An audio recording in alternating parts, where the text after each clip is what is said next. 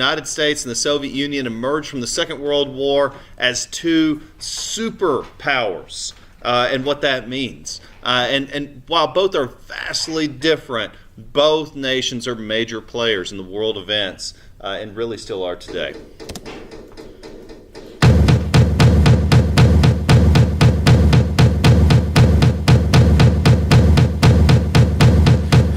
Give me a second, I need to get my story straight. My friends are in the bathroom getting higher than the Empire State. My lover, she's waiting for me just across the bar. My seat's been taken by some sunglasses asking about a scar. And I know I gave it to you months ago. I know you're trying to forget, but between the drinks and subtle things, the holes in my apologies, I'm trying hard to take it back. So if by the time the bar closes and you feel like falling down, I'll carry you home tonight.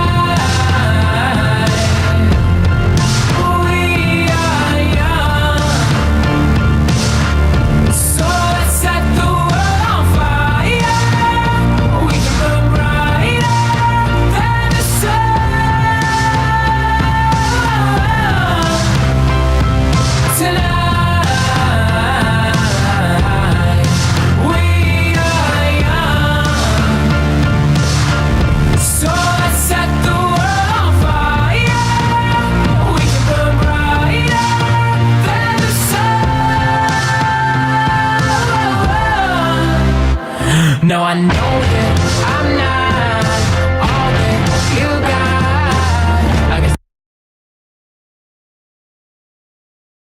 got. First off, I want to talk about the differences here between the United States and the Soviet Union. Both are very different politically, economically, have different histories. And I guess first I want to look at the economic systems. So capitalism is a system based on the free exchange of goods and services. If Brennan has a talent that he can exploit to make a profit, he should. He should exploit that talent. He should make a profit, because if whatever he can do is in demand, that means it provides a service for someone else. That means it has a value that he can profit from and that others can profit from. And that mutual benefit of the free exchange in goods and services is what Adam Smith called the invisible hand, the self-regulating market of capitalism. The Soviet Union, meanwhile, is based on the history and the belief of Karl Marx that the very system of capitalism actually just funnels wealth and power into the hands of a very powerful few. And that history has shown class struggle to be the defining conflict of our time. And so the very poor in Russia rose up and killed the very powerful and seized that power from them and created a system called communism. And so the Soviet Union's existence is built on the hate and fear and struggle against the very system of capitalism. And so when Stalin announced that war between communism and democracy and capitalism was inevitable, that was the Cold War. And of course, political systems. So if communism is the ideal that Karl Marx hoped for, the ideal that the people would control the means of production, that private property would be distributed equally, that everyone would share in the new utopia of a classless society, the catch was that Brennan will not willingly give up that power. He won't. Karl Marx even said it, that the haves will never willingly give up to the have-nots, that it will require violent struggle. Ergo, communist nations have ended up as authoritarian, autocratic, even in some cases totalitarian regimes. Meanwhile, democracy is based on that free exchange of goods and services. If Luke wants to make movies and people want to buy them, great. If they don't want to buy them, he'll need to make something else. It's all up to him. So capitalism is all about that freedom. Democracy is all about, if you guys want to do something, then figure it out and do it. However, those are very different systems. And so when Stalin announced this war between capitalism and communism, when Churchill declared that an iron curtain has descended upon Europe, these are very concerning times. And not to mention the fact that, of course, once we exploded an atomic weapon in Hiroshima and then Nagasaki, we now hold the keys to potential global annihilation. And of course, we never told the Soviet Union about this, even though we were allied with them in the Second World War. Meanwhile, at the end of the Second World War, the United Nations became the international organization. It was to be what the League of Nations had promised to be. This new place where all countries in the world could be represented and work out their problems peacefully. However, what the UN has become, at least during the years of the Cold War, is a place in which the United States and the Soviet Union actually competed for influence and power. So when Franklin Delano Roosevelt died, I believe it was April 12th, just a month before Hitler committed suicide, of course, Harry Truman succeeded him as president. Truman had not even been told about the atomic bomb until he was made president. And by the way, Mr. President, we have a bomb that can blow up cities. Do you want to use it? And he had a tough decision to make, and he chose to use it. Now, after the war was over, a great conference was held with the leading powers in the world, at this time the United States, Great Britain, and Soviet Union. And the hope was that these nations would lead the world into a new, prosperous, and democratic society. But that was not the case. There were some that hoped this would lead to the formation of a world government, that hoped that the United Nations would actually become a global government and that we would have world peace. But no. For example, Stalin refused to give up the territories that he had taken during the Second World War. He had built an empire about as large as Nazi Europe. He refused to give up those territories. He refused to allow democratic elections in his countries. And so meanwhile, Harry Truman became convinced that the United States and the Soviet goals in the world were deeply at odds. So if the United States' goal is to protect and promote democracy around the world, the Soviet Union's goal is for communism to be a worldwide revolution. Karl Marx predicted a worldwide revolution, that the workers of the world would rise up and take power.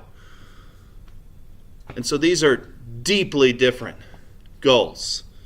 So meanwhile, the Soviet Union wanted vengeance against Germany. Remember that Russia lost more people at the hands of the Germans than any other country. And so they wanted reparations. They wanted to make Germany pay. And meanwhile, the United States emerged as the world's leading economic power, second only to the Soviet Union.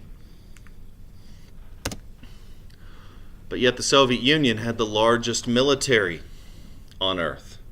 The only check on that large military was the atomic bomb. But to use the atomic bomb brought the threat of a third global conflict. But we have to understand that unlike the United States, where we were attacked at Pearl Harbor, where we lost about 2,400 Americans, where we went across the Atlantic Ocean and lost yet tens of thousands of American lives, the Russians lost tens of millions of their people at the hands of the Nazis. The suffering there is just incomparable. And so the Soviets actually hoped to make gains in the Second World War and installed communist rule in these satellite nations to provide a buffer against future invasions. And then this announcement of a war between these ideas was from 1946 forward. So what do you do about this? You can't just start bombing Moscow and bombing Kursk and Stalingrad. Using the atomic weapon could start World War III. So what do? Well, you can't just continue the war indefinitely. And so we adopted a policy of containment. These were measures created to prevent the spread of communism. And that's when Churchill gave the prophetic speech that from the Baltic to the Adriatic, an iron curtain has descended upon Europe. So this policy of containment became known as the Truman Doctrine. And from this point forward, from 1945 all the way to 1991, there would be a Cold War between the United States and the Soviet Union. During these years, neither nation ever directly confronted the other on the battlefield. But yet we supported armed minorities and rebellions in hundreds of countries around the world. Any country that would resist the spread of communism, that would fight against Soviet encroachment, we would send aid. This committed us to Korea, to Vietnam, to Nicaragua, to Iran, to Egypt, to Lebanon, there were hundreds of nations that we committed ourselves to because of this policy. Not all were violent. In fact, for example, we used financial and diplomatic aid to rebuild the nations of Greece and Turkey, and this in fact prevented them from turning to communism. And the success in Greece and Turkey led us to expand this investment to 16 different nations in Western Europe. This is called the Marshall Plan. We spent as much money rebuilding Western Europe as we did on the New Deal. And this was hugely successful because by rebuilding these nations, by helping them become prosperous once more, it made communism less appealing. But yet, it was the Russians that invaded the city of Berlin, that took the city at the cost of 250,000 lives, took the city of Berlin. Remember, it was the Russian army that liberated the first death camps. It was the Russians that held much of Germany, including the city of Berlin. But yet, Germany was divided into two parts. There was East Germany, controlled by the Soviet Union, and there was West Germany, controlled by a coalition of the United States, France, and Great Britain. But the city of Berlin was within East Germany. But to complicate matters further, the city of Berlin was divided between East Berlin, controlled by the Soviets, and West Berlin, controlled by the democratic powers. And so in 1948, Stalin closed all highways, all transport, all trains into West Berlin. He was hoping to starve the people of West Berlin into submission, to win a battle in the Cold War without having to fight. And the first victory of the democratic powers was the Berlin Airlift, that we flew in and dropped supplies in what was called the Berlin Airlift into the city. And after about a year, Stalin lifted the blockade. It was becoming an embarrassment. And meanwhile, two Germanys emerged. West Germany, which would grow and thrive as a democracy. East Germany, which would remain under the sway of the Soviet Union. The United States formalized our first peacetime military alliance, the North Atlantic Treaty Organization, also known as NATO.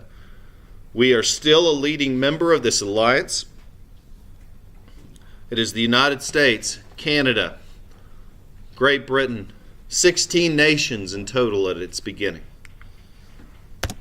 So here's a photograph of the Berlin Airlift. These young people waiting for supplies which had to be dropped by airplane.